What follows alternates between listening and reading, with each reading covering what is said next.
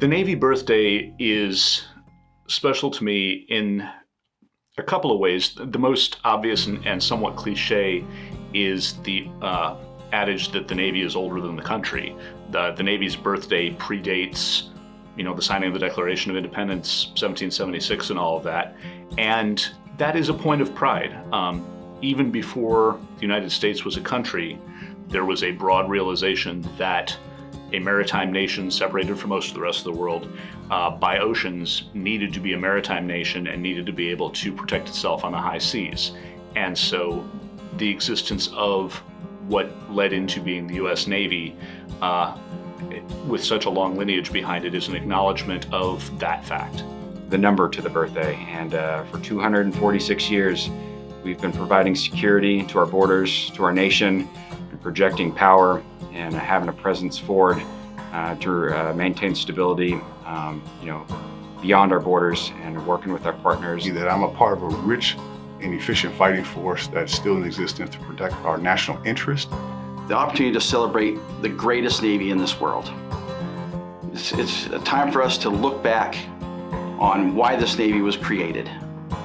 Its purpose to maintain freedom of the sea lanes, to maintain our interests around the world through that sea power.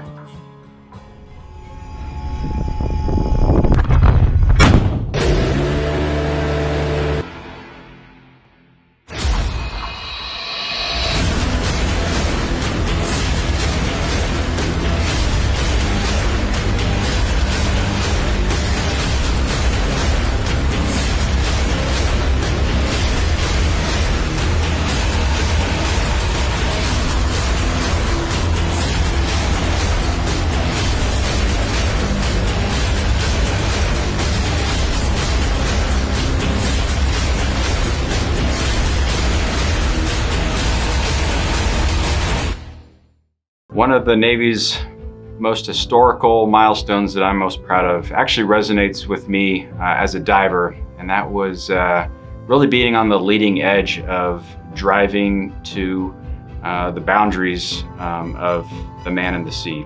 Back in the 1960s, they created a program called Sea Lab, and the original Sea Lab is actually here in Panama City Beach at the Man in the Sea Museum.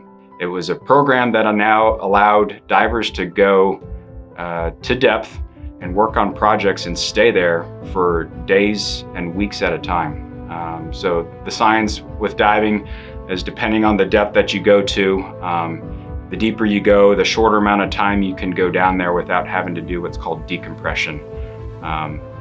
Some tasks require you to remain there for longer than short periods of time. So it was really the Navy that looked into the ability to create these underwater habitats and basically become a home for these divers to remain at for long periods of time. The transformation of the Navy at the beginning of World War II and the Battle of Midway, where we transitioned from realizing that was a battleship-based fleet to an aircraft carrier-based fleet, and that the United States Navy was at the forefront of that, figuring that out.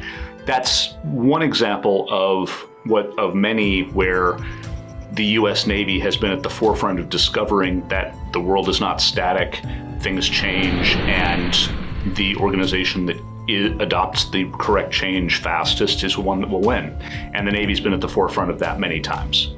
The Navy was willing to change and bring more diversity. The Golden 13. Back in 1944, with the commissioning of the first black officers in the United States Navy, they were dubbed the Golden 13.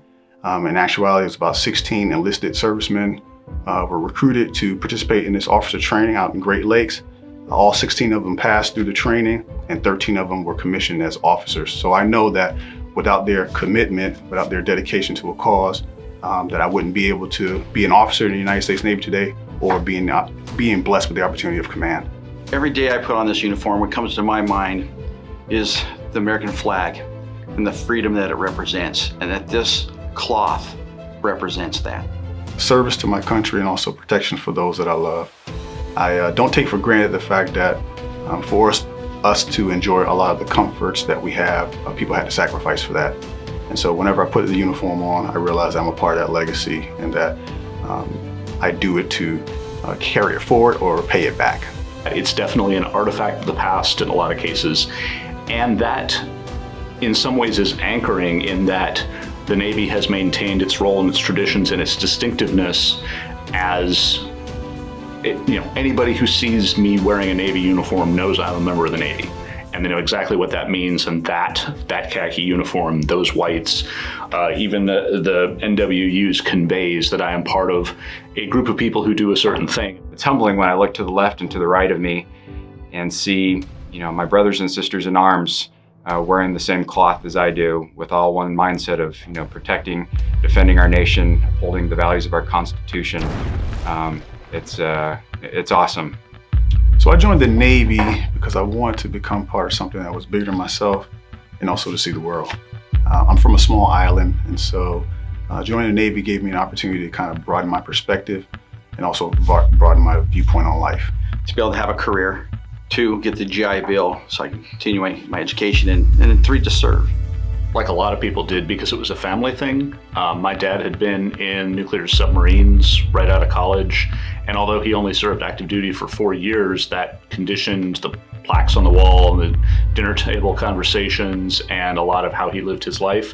And I think from a very young age, I just always sort of assumed I'd join the Navy. When I was in 7th grade, I had the opportunity to witness my brother graduate from the Naval Academy, and I got to go out to Annapolis, Maryland, and see all of his classmates experience the impressive grounds of the Naval Academy, but also just really get to see the bond and the brotherhood and sisterhood that was displayed from my brother's classmates, and the excitement that they had to go out and serve.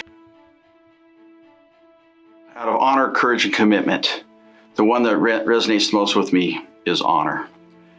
Honoring our ancestors, honoring our commitment to this country, honoring our oath, and honoring our families. Courage. And the reason is when we make an oath, every service member is basically saying that they're willing to put their life on the line for their country, and that takes courage. And I think that may be me one day. That may be someone. That may be me sending someone else one day. The military in particular relies on courage in the face of hardship and even, threats to life and limb. And that's, I wouldn't say unique, but certainly is something that is an aspect of the military that is undeniable and separates it from most careers. Commitment, because I'm inherently an idealistic person. I believe in rules, I believe in order, I believe in laws because I believe they promote fairness. And so commitment involves being dedicated to a cause and having the perseverance to see it through. As a leader, ensuring the Navy continues to be a lethal fighting force and to continue to operate the way it does is by ensuring our sailors have all the tools that they need to be able to make changes, whether it's from research and development that we do here at this base with NSWC or diving training that the dive school does. All that keeps this Navy relevant and able to do its job. By ensuring that my command continuously expands the advantage of the warfighter in undersea and extreme environments by the work that we do. All of the work that we do at our command pushes capability forward.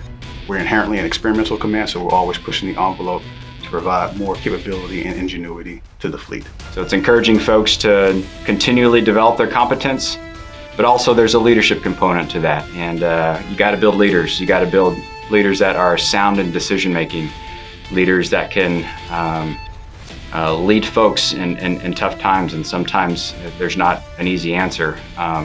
So I think a part of that is mentorship, and that's something I hold near and dear to my heart, is continually mentoring these folks and making them smart mentally up here, and being people that we can rely on to make good decisions in the future, because it's really that elite decision making and our ability to outsmart our enemies in combat that are going to give us an edge.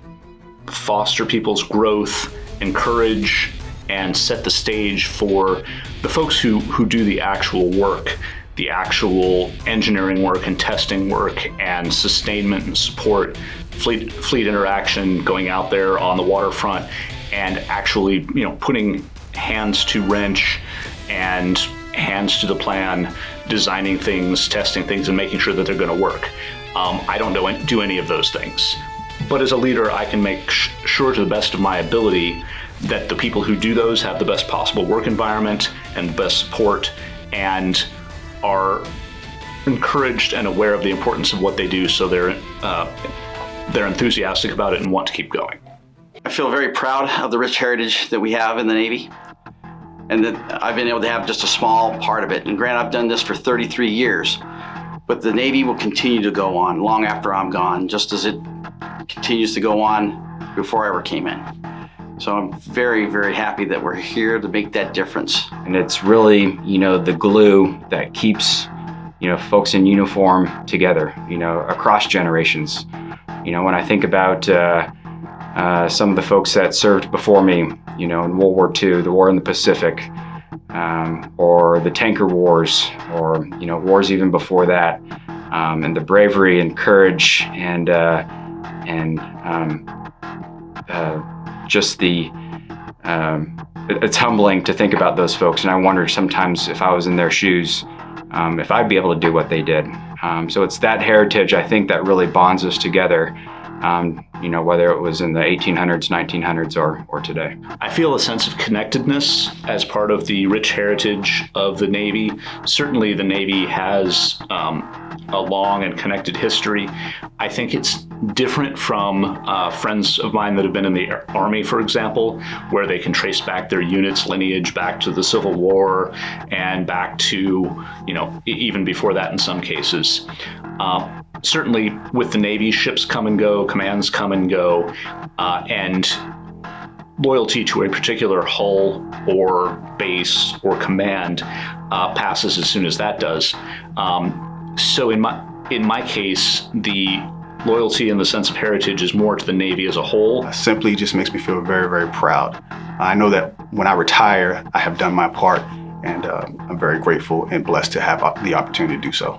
Since October 13th, 1775, sailors have stood the watch across the world, protecting America's freedoms. Happy 246th birthday. Happy 246th birthday. Happy 246th birthday. Happy 246th birthday, U.S. Navy.